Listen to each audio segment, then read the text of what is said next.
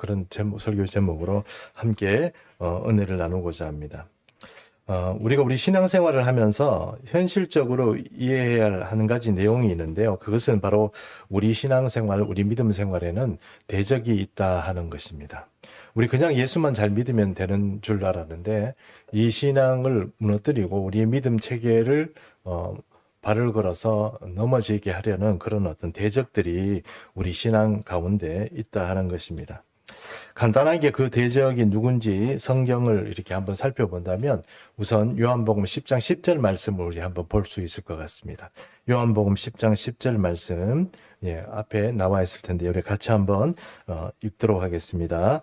도둑이 오는 것은 도둑질하고 죽이고 멸망시키려는 것뿐이요 내가 온 것은 양으로 생명을 얻게 하고 그 풍성히 얻게 하려는 것이라. 여기서 은밀하게 우리의 신앙을 갉아먹고 우리를 무너뜨리려고 하고 결국 그렇게 무너뜨리고 우리의 신앙이 깔아먹히게 되면 결국은 망할 수밖에 없는 그런 어떤 길을 걷게 하는 그 존재가 있습니다. 그 존재가 이 요한복음 10장 10절에서는 도둑이다 그랬습니다. 왜 도둑이라고 그러죠? 이 스텔스성, 그러니까 은밀하다는 거죠. 잘 모른다는 겁니다. 숨어서 한다는 거예요. 스파이 짓을 한다는 거예요. 그러니까 우리 삶에서 알아차리기 힘든 이런 어떤 존재가 우리 삶을 무너뜨리고 우리의 믿음 체계를 무너뜨리는 그런 일들을 한다는 거예요. 그래서 그것을 로마서에서는 뭐라고 얘기하느냐? 대적이다. 이렇게 얘기하는 겁니다. 우리 원수다. 이런 뜻이 되는 것이죠. 이런 원수가 우리의 믿음 생활 가운데 우리 신앙생활 가운데 존재하는 것입니다.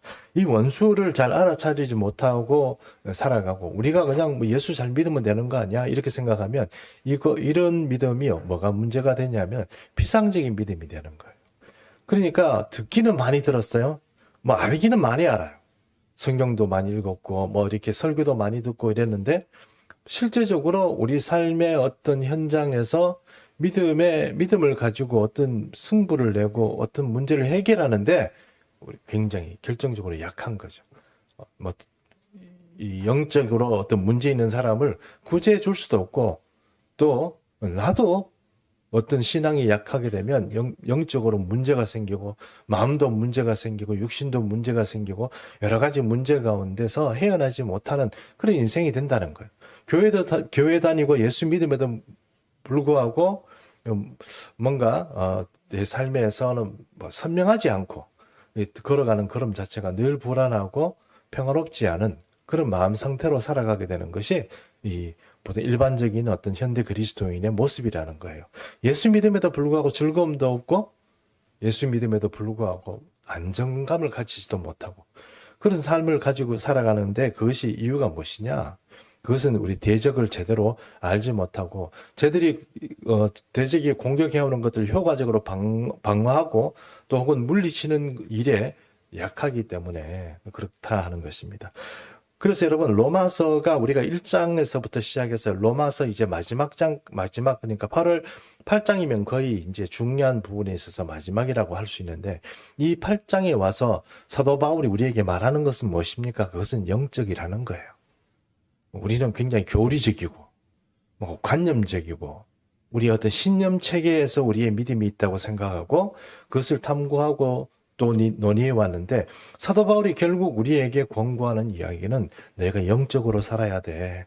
영적으로 민감해야 돼. 영적으로 아주 섬세해야 돼. 그래야 악한 것들과 이겨내고 영적으로 파워가 있어야 돼.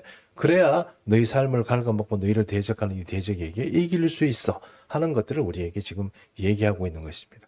여러분 우리 인생이 만약에 이 예수 믿는 이 우리의 이 믿음의 이 도상에서 또 우리가 천국 가는 이 길에서 우리가 예수를 제대로 못 믿게 되고 그리고 그 예수를 믿는 일에 성령께서 아주 직접적인 어떤 영향을 미친다고 그러지 않습니까? 그리고 이 성령의 어떤 충만한 가운데 인도하심을 받지 못하면 신앙생활을 그렇게 즐겁지 못하는 경우가 많은 것입니다. 신앙은 굉장히 즐겁고 뭔가 풍성하다고 그러는데 나는 예수를 믿어도 왜 이렇게 즐겁지도 않고 풍성하지도 않고 뭔가 안정감도 없고 뭐 예수를 믿는 만족감도 없고 하나님의 음성이 들려오는 것도 아니고 하나님의 무슨 도움을 받는 것도 아니고 기도에도 별로 응답도 없는 그런 삶을 살아갈까? 그것은 바로 이 악한 마귀와 이 사탄 대적들을 잘 다루고 그들이 우리 삶에 들어와서 내 삶을 무너뜨리고 있음에도 불구하고 그것들을 눈치채지 못하면 하나님께서 아무리 은혜를 주셔도 밑빠진 독에 물 붓기라는 게 있습니다. 그러니까 하나님은 내 삶에 그렇게 은혜를 많이 주셔도 내 삶에 구멍이 숭숭 나와 있다 그러면 내 삶이란 그릇 자체가 내 인생이란 그릇 자체에 구멍이 나 있으면 여러분 거기에서 아무리 하나님께서 은혜 주셔도 이 은혜가 차이지 않고 은혜의 혜택을 못 보게 되는 것이 바로 우리 인생이라는 것입니다. 그러므로 오늘 이 8장에서 말하고 있는 것처럼 이런 어떤 문제, 현실적인 문제, 악과 선이 내 속에서 공존하고 이 전쟁을 벌이는 이런 어떤 문제에 있어서 우리가 어떻게 해야 승리하는 믿음이 될 것이고 어떻게 해야 하나님의 은혜를 받아가며 정말 만족감 넘치는 그런 행복한 신앙생활이 될 것인가 하는 것에 대해서 사도 바울은 이야기하는 것입니다. 그래서 로마서 7장 하반에서부터 8장의 지금 오늘 우리가 8장의 마지막 부분을 보고 있는데요. 여태까지 내용들을 잠깐 정리해 보면 이렇습니다. 이 내용들이 좀 중요하기 때문에 제가 잠깐만 정리해 보겠습니다.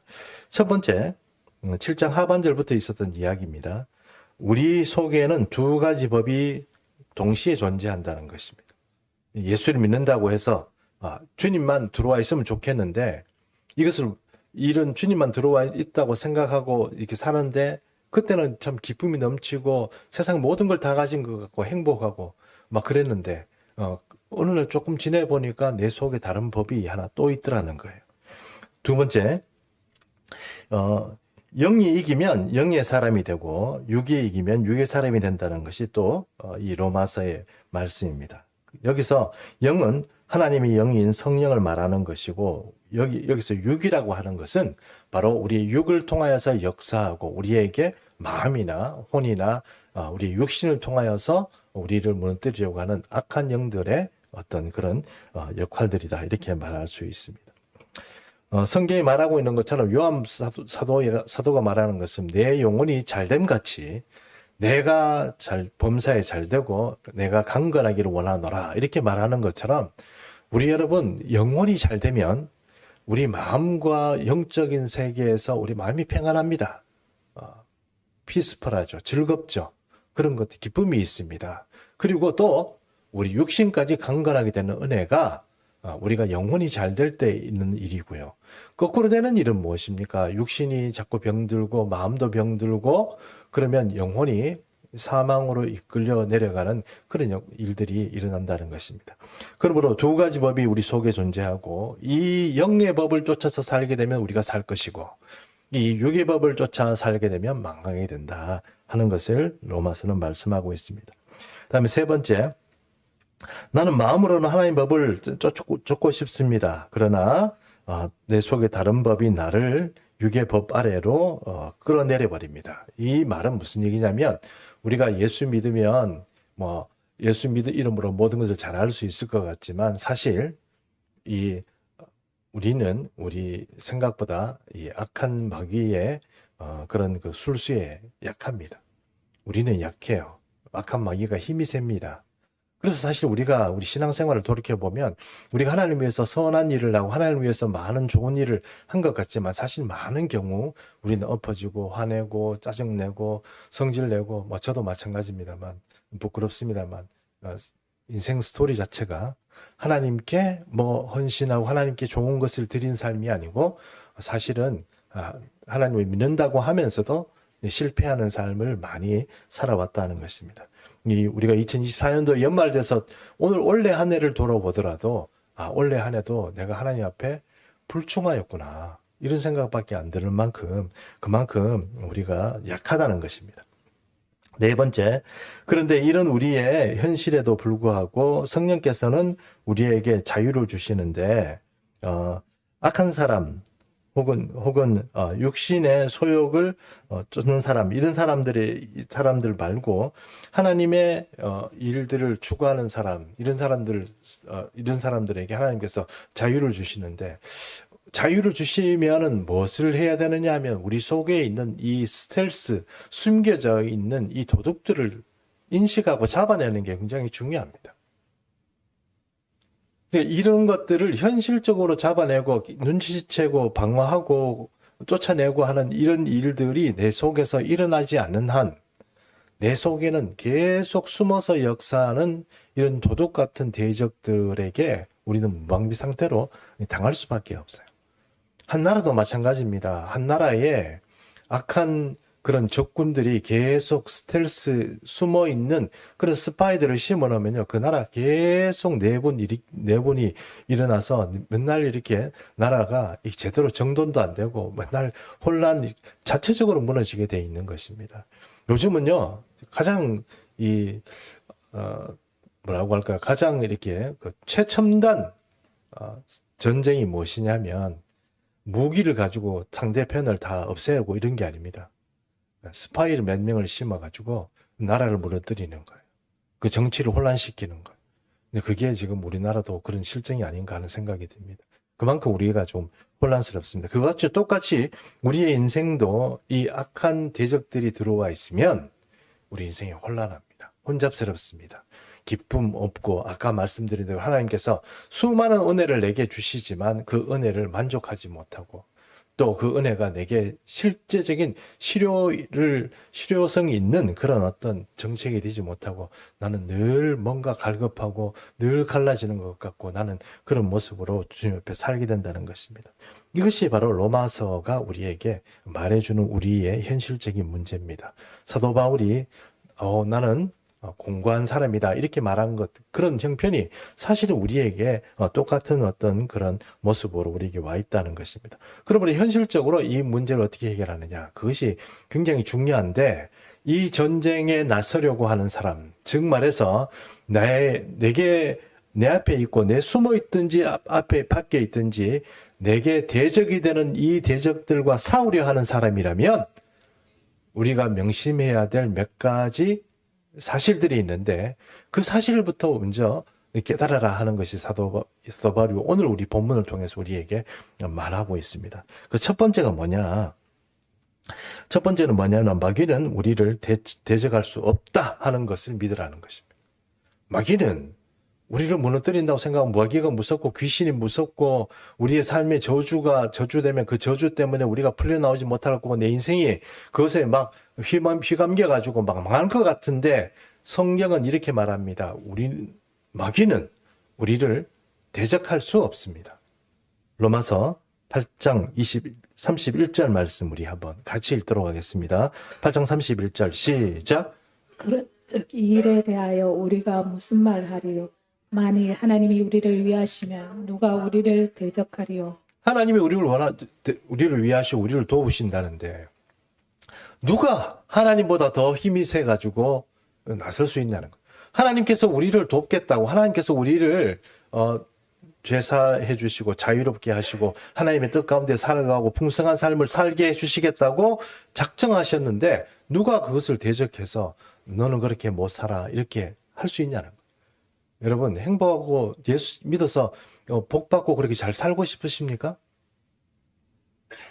대답이 아무도 여러분 2024년도 뭐 지금까지 어떻게 살았든지 이제 앞으로 내가 예수 잘 믿고 하나님의 은혜, 하늘의 풍성한 것과 땅에 기름진 것으로 풍성한 삶을 살기를 원하십니까?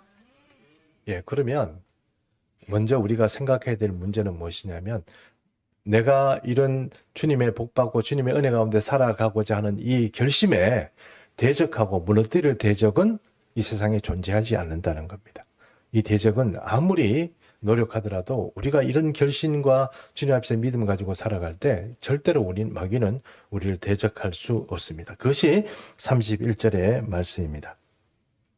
그러면 32절의 말씀은 또 무슨 말하느냐?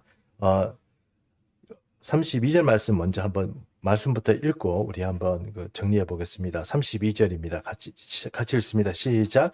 자기 아들을 아끼지 아니하시고 우리 모든 사람을 위하여 내주시니가 어찌 그 아들과 함께 모든 것을 우리에게 주시지 아니하겠느냐. 사람들이 의심하잖아요. 나는 안 돼. 나는 뭔가 이렇게 좀 내 인생살이도 그렇고 뭔가 좀 나는 사실 뭐 특별히 배운 것도 많지도 않고 돈도 많지 않고 뭔가 이렇게 좀 성향도 성품도 이런 사람들을 막 어울리는 그런 것도 아니고 나는 하여튼 모든 단점들이 너무 많아 약점들이 너무 많고 나는 좀 불가능할 것 같아 이렇게 생각하고 나는 나 같은 사람을 하나님께서 도와주시겠나 이렇게 생각하잖아요. 근데 여러분 주님은 모든 사람입니다. 나 같은 사람뿐만 아니고 모든 사람들을 향하여서 아들을 주셨어요. 근데 아들까지 주셨는데 천국에 있는 그 무엇을 아끼고 안 주시겠습니까? 우리 삶에 필요한 우리가 삶을 하나님의 은혜 가운데 믿음으로 살아가는데 풍성한 삶을 살아가는데 필요한 그 모든 것들 중에 하나님께서 내게 주고 싶지 않은 것을 알아서 아끼고 차단시키는 것이 있을까요? 아들까지 줬는데 무엇을 안 주실 수 있겠습니까? 주신다는 거예요. 근데 왜 누리지 못할까요? 그것은 그 후에 가서 잠깐 또 말씀드리겠습니다. 여러분, 하나님은 여러분을 도울 준비가 되어 있습니다. 하늘의 국가는 여러분이 원하시면 여러분에게 원하시는 것들을 공급해 주실 준비가 되어 있습니다. 제 얘기가 아니고 성경의 이야기입니다. 아들까지 주셨고 여러분은 그 아들을 믿은 사람이라 믿는데 하나님이 왜 무엇이든 천국 국간에서 여러분을 향하여서 아끼고 안 주려고 하는 거 있겠냐는 겁니다. 다 주신다는 겁니다. 모든 것을 주신다고 말씀하고 있습니다. 그러므로 우리가 예수 믿는 사람이라면 두 번째 우리가 영적 어떤 전쟁에서 생각해야 되는 것은 내가 인생을 살아가는데 모든 필요한 것들을 하나님께서 내게 주신다 하는 그 믿음을 가져야 된다. 이게 두 번째. 세 번째입니다. 세 번째는 사탄은 우리를 고발할 수 없습니다. 다른 말로 하면 정죄할 수 없다는 것인데요. 33절에서 33절 읽겠습니다. 33절 시작. 누가 능히 하나님께서 택하신 자들을 고발하되 어렵다 하시는 이는 하나님이시니. 34절 말씀 보면 누가 정죄하려 그랬습니다. 요거 34절 풀로 안 읽더라도 고발하고 정죄하고 이 두 가지가 사탄이 합니다. 여러분 사탄은요 어떤 역할을 하냐면 우리 삶에 있어서 이 사람을 타락시킵니다. 믿는 사람을 타락시켜요. 구원에서 탈락시켜요. 구원을 하지 못하는 길을 가고 천국 가는 길에서 어긋난 딴 길로 가게 합니다. 이단에 빠지게 하거나 아니면 큰 죄를 짓고 마음의 양심에 어떤 것을 받아가지고 이제 교회 안 다니게 되고 그렇게 틀리게 마음을 그렇게 만들어 갑니다. 그렇게 하고요. 또 자기가 죄를 짓도록 유발시키고 미혹하고 시험을 했음에도 불구하고 그것을 지켜보고 하나님 보십시오. 얘가 이런 죄를 지었어요. 마음씨가 요래요. 얘가 이런 연약한 부분이 있어요. 얘도 하나님 용서해 주세요 하고 용서해 주시겠어요 하고 하나님께 참소하는 존재가 있는데 그게 누구냐 마귀예요. 마귀는요 하나님 앞에 가서 얘는 뭐 잘못했어요. 얘는 언젠가 뭐 어떤 일을 잘못했어요. 내가 그 현장에 있었어요. 얘가 죄 짓는 걸 봤어요. 하나님 얘는 절대 용서해 주면 안 돼요. 얘는 마음이 틀려 먹었어요. 얘는 하나님 믿는다고 얘기하면서 완전히 위선적인 일을 했어요. 이렇게 계속 하나님 앞에서 고발하고 또 그것을 정죄하고 막 그렇게 하는 존재가 누구냐. 그것을 성경에서 구약에서는 참소한다고 하는데요. 그게 마귀예요. 우리 대적입니다. 이 대적이 우리가 구원의 문제가 됐든 어떤 문제가 됐든 그것을 계속 하나님 앞에서 우리를 무너뜨리려고 그렇게 고발하는 존재가 바로 사탄인 거예요. 그런데 주님은 이 존재가 와서 그렇게 말하지만 하나님은 그렇게 주님은 그렇게 하지 않으신다는 것입니다. 왜냐하면 사탄이 왜 우리를 정죄하고 고발하더라도 소용이 없느냐. 그래서 이사야서 53장 4절과 5절 말씀이 말해주고 있습니다. 4절 말씀을 제가 읽을 테니 여러분 5절을 읽어주십시오. 이사야 53장 4절 5절입니다. 그는 실로 우리의 질고를 지고 우리의 슬픔을 당하였거늘 우리는 생각하기를 그는 징벌을 받아 하나님께 맞으며 고난을 당한다 하였노라. 그가 찔림은 우리의 허물 때문이요 그가 상함은 우리의 죄악 때문이라. 그가 징계를 받음으로 우리는 평화를 누리고 그가 채찍에 맞음으로 우리는 나음을 받았도다. 여러분 우리는 당연히 질고를 가지고 슬픔을 당하는 존재로 살아야 됩니다. 질고라는 것은 여러분 질병이라고 그랬습니다. 인생 살아가는데 질병 없는 사람이 있습니까? 다 질병 가지고 있습니다. 그리고 그 질병의 결과가 죽음입니다. 그러니까 죽음에서 질병이 흘러나오고요. 또 질병의 결과로서 죽기도 합니다.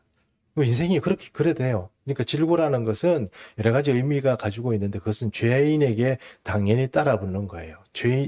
사탄이 참소하는 얘는 죄인이니까 당연히 그 죄 때문에 받는 거, 얘는 그 질병이 있는 건 당연히 하나님, 얘가 잘못했기 때문에 질병이 있는 거예요. 얘가 질병을 그렇게 해서 받는 거예요. 얘는 죽어야 돼요.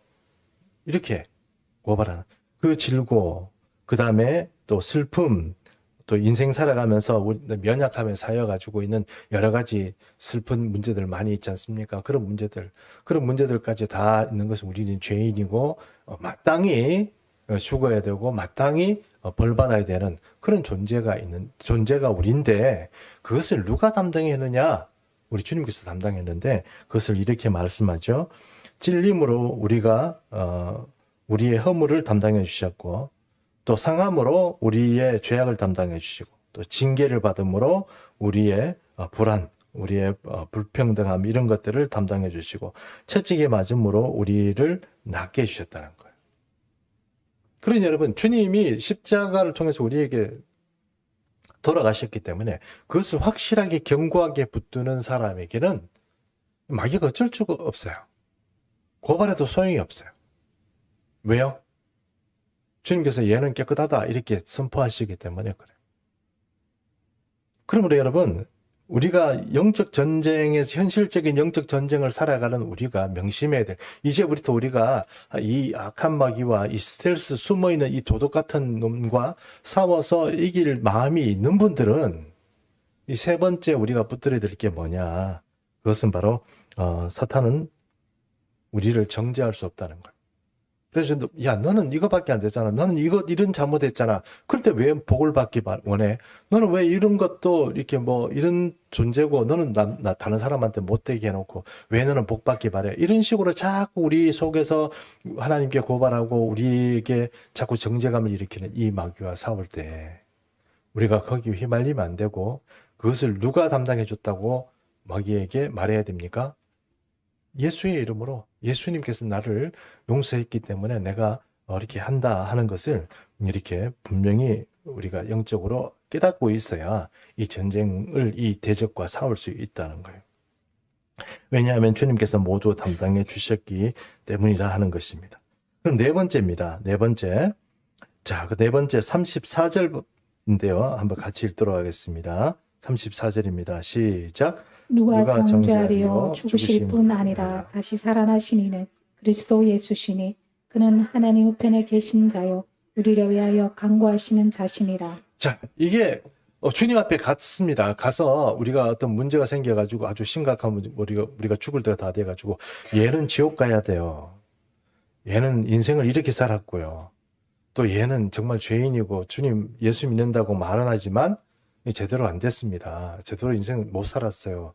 이 사람 때문에 교회도 어렵고 힘들고 여러 가지 어려운 일도 많이 했습니다. 이 사람 지옥 보내야 됩니다. 마귀가 그렇게 얘기할 때 주님 하나님 앞 우편에 앉아 계시던 예수께서 얘는 내가 책임집니다. 얘는 나를 믿고 내게 신앙을 고백하고 또 나의 어떤 그런 은혜를 이 사람이 입기를 소망하였기 때문에 예수 이름으로 이 사람은 속죄됩니다. 무죄입니다. 천국 갑니다. 이렇게 변호해 주는 분이 있는데 그분이 누구라고요? 예수님이시라. 그래서 성령께서 이 땅에 오시는 것도 보혜사고 예수님께서도 원래 보혜사십니다. 원래 보혜사라는 것은 요즘 말로 하면 변호인이 되어 주시고 이 보살펴주는 그런 분이 되어 주신다는 뜻이죠. 예수님이 원래 보혜사예요. 그럼 여러분 우리가 정말 힘들고 어렵고 인생에 있어 어떤 문제들을 가지고 상담하고 말할 수 있는 유일한 존재는 사실 예수님이에요. 이런 예수님이 바로 천국에 가면 하나님 우편에 앉아 계시면서 우리를 변호해 주신다는 것. 그러므로 영적인 전쟁을 하는 사람이 이런 것들에 대한 확실한 견고한 믿음을 가지고 있어야 됩니다. 이런 믿음과 그런 어떤 생각들을 견고하게 붙들고 있을 때 여러분 하나님의 은혜가 그 사람에게 임합니다. 그런데 여러분 보십시오. 이제 결정적인 얘기를 하겠습니다. 오늘 사실 설교할 게 많은데 뒤에 거는 오늘 하면 오늘 너무 길 것 같아서 다음 주에 하도록 하겠습니다. 다음 주란 2025년도 새해에 제가 연속으로 말씀을 드리겠습니다. 근데 오늘 이 말씀을 정리하면서 그러면 여러분들 액티베이트란 말이 있습니다. 영어로 얘기하면 액티베이트, 활성화시킨다 는 뜻입니다. 그 액티베이트 하는 이 일, 그러니까 이 말씀이 지금 우리가 들었어요. 알아요. 성경이 그렇게 얘기하고 있고 설교를 통해서도 자주 들은 얘기야. 그런데 그게 왜 내하고 무슨 상관이지?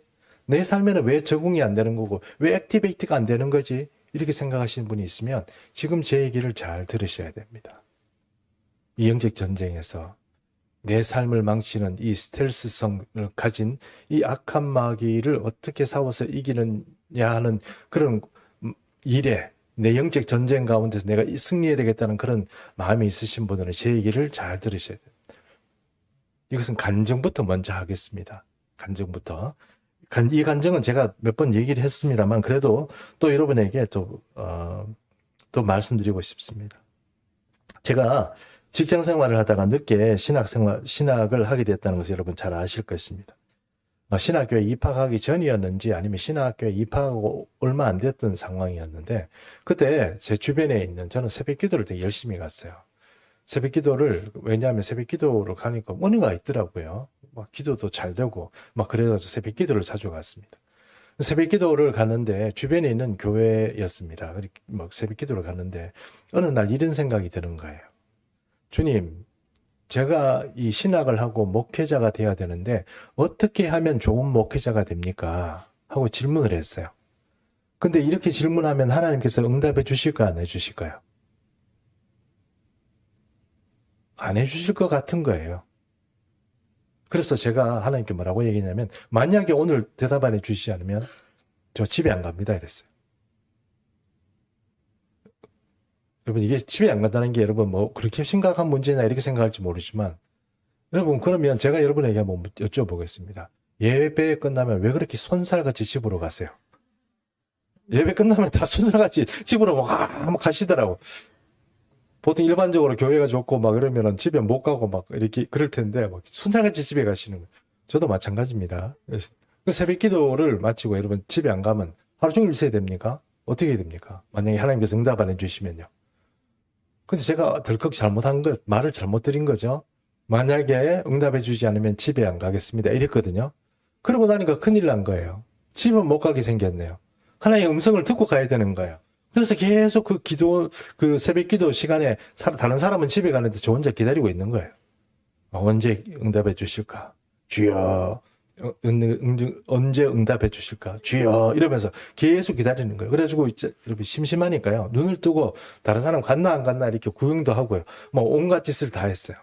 사람들이 한둘씩 집에 가고 이제 나중에는 몇 명 안 남았어요. 몇 명 안 남았는데 그때 그 순간에 어떤 권사님 같아 보이는 분인데 찬송을 부르는데 263장을 부르는 거예요. 어떻게 하면 이 세상 험하고 나 비록 약하나 늘 기도 힘쓰면 큰 권능 얻겠네. 요까지만 딱 부르는 거예요. 그러니까 제가 이런 생각이 들었습니다. 저 권사님은 다 찬송 부르면 자기 속으로 부르지. 왜 다른 사람이 들리게 그렇게 부르냐 이런 생각했습니다. 그리고 부르면 1절까지 부르든가 왜 그냥 전반절만 딱 부르고 안 부르냐 이런 생각이 들었습니다. 참 이상한 권사님이시네 이러고 주여 빨리 응답해 주십시오 이러고 또 있는 거예요. 조금 있으면 그 권사님이 또 찬양하는 거예요. 이 세상 험하고 나 비록 약하나 늘 기도 힘쓰면 큰 권능 얻겠네. 또 나를 부르는 거래 가지고 아이고 저 권사님이 집에도 안 가고 왜 저러시나 이런 생각이 들었습니다. 그리고 권사님 또 기도하시고 뭐 이러는데 다른 사람 다 가고 이제 권사님하고 그분하고 저하고만 남았어요. 그래 이제 가겠지. 그 권사님이 없으면 저는 또 주여 이러고 한번 과음이라도 치려고 그랬어요. 왜냐하면 과음 지금 작게 얘기하니까 하나님께서 안 들어주신다 생각하니까 한번 과음이라도 한번 쳐보려고 있는데 그 권사님 있으니까 과음을 못 치겠는 거예요. 제가 왜 저래 미쳤나 이런 생각이 얘기할까 싶어서 입 다물고 이렇게 그냥 주여 주여 이러고 있는데 마지막 세 번째 그 권사님이 또 찬양하는 거예요.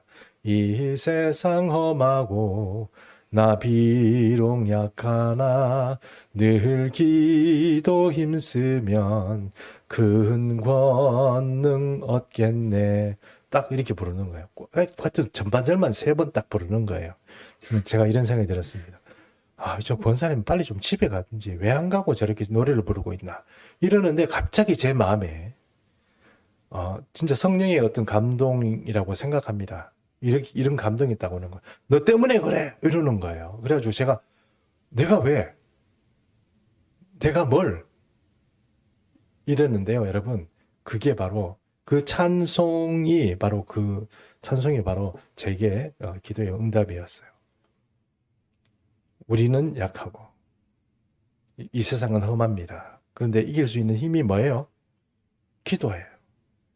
왜 성경의 말씀이 그렇게 많고 나는 연약함에 쌓여 있음에도 불구하고 성경의 말씀에는 온갖 기적 같은 일들이 많이 벌어지고 또 믿음으로 살아가서 성공적인 인생을 살아가는 사람이 많다는데 왜 나는 뭐 그런 경험도 없고 별로 그렇게 뭔가 어떤 성공적인 어떤 신앙생활을 못하고 있나 하는 그런 답이 있으면 그것은 성경 말씀이 잘못된 게 아니고 성경 말씀은 맞습니다. 무엇이 문제냐면 액티베이트하는 활동이 없어서 그래요. 그 말씀들이 내 속에서 믿음으로 붙잡기 위해서 내 속에 고분하고 고투하는 것이 없는 거예요. 스텔스로 숨어있는 마귀들이 그대로 내 속에서 차여가지고 숨어서 활동을 하는데 얘들을 몰아내는 활동을 해야 되는데 그것이 전혀 나는 그런가 보다 이렇게만 생각하고 관념적이고 피상적인 신앙과 믿음을 가지고 있으니 전혀 우리 속에서 이 일들이 깨어나지 않는 것입니다. 그럼 어떻게 해야 된다는 말입니까? 기도해야 된다는 말입니다. 기도해야 된다는 말입니다. 기도해야 말씀들이 내 속에서 액티베이트 돼요. 이게 활성화돼요. 그러면서 이 활성화되면서 오늘 이 하는 로마서의 말씀이 내 삶의 현실이 되는 거예요. 그런데 기도하지 않으면 이것은 그냥 여기 적혀 있는 그런 피상적인 이야기밖에 안 되는 것입니다. 여러분, 제 주변에는 목회하는 분들이 좀 있습니다. 그런 목회하는 사람들의 이야기를 좀 듣다 보면 저는 이런 생각이 참 듭니다. 저도 지금 입으로 이런 기도해야 된다 이런 말을 많이 하지만 실제로 기도하는 교회, 기도하는 목회자, 기도하는 평신도에게는 제가 정말 부러워할 만한 그런 사건들이 기적 같은 일들이 그 사람에서 일어납니다. 그런데 기도하지 않으면 아무리 똑똑하고 아무리 잘난 사람도 아무 소용이 없습니다. 그러므로 여러분 이제 이 로마서의 말씀 우리가 8장의 말씀을 우리가 배웠는데 오늘 여기에 말씀하신 것은 우리 주님이 변호사가 되고 나의 모든 것이 정죄함이 없고 이런 모든 역할들 이런 것들이 결국은 어디에 달려 있느냐 내가 기도하느냐 안 하느냐에 따라서 그것이 내 믿음으로 작동하느냐 안 하느냐입니다. 그러므로 우리 예수믿음 충성교회 2024년도를 정리하는 이 입장에서 우리가 생각해야 될 것은 나는 왜 내 신앙의 문제가 뭔가 이렇게 되짚어 보면 여러분의 신앙의 문제는 성경 말씀을 몰라서 그런 것도 아니고 설교를 안 들은 것도 아니고 기도하지 않은 데 있습니다. 그러므로 여러분도 지금 이 말씀을 생각하시고 그러면 이 말씀들이 내가 믿어지도록 어떻게 해야 되겠냐 하는 것들을 잘 생각해 보면 거기에 답이 있습니다. 이기는 삶, 승리할 수 있는 주님께서 넉넉히 승리하게 해주신다고 했음에도 불구하고 여전히 실패하고 넘어지고 불안 가운데 쌓여 있다면 이 말씀들을 어떻게 내 삶에서 액티베이트 하느냐, 활성화하느냐 그것을 생각해 본다면 기도하는 것에 있다는 것입니다. 그러므로 기도하는 자리 여러분 찾으시고 2025년도에 꼭 기도하는 자리에서 그렇게 모든 일들을 하나님과 함께 동행하는 그런 귀한 은혜가 있었으면 좋겠습니다. 오늘은 우리 일어나가지고 찬양을 하나 하는데요. 우리 박수 치면서 할 찬양입니다. 예수님 찬양입니다. 예수님 찬양.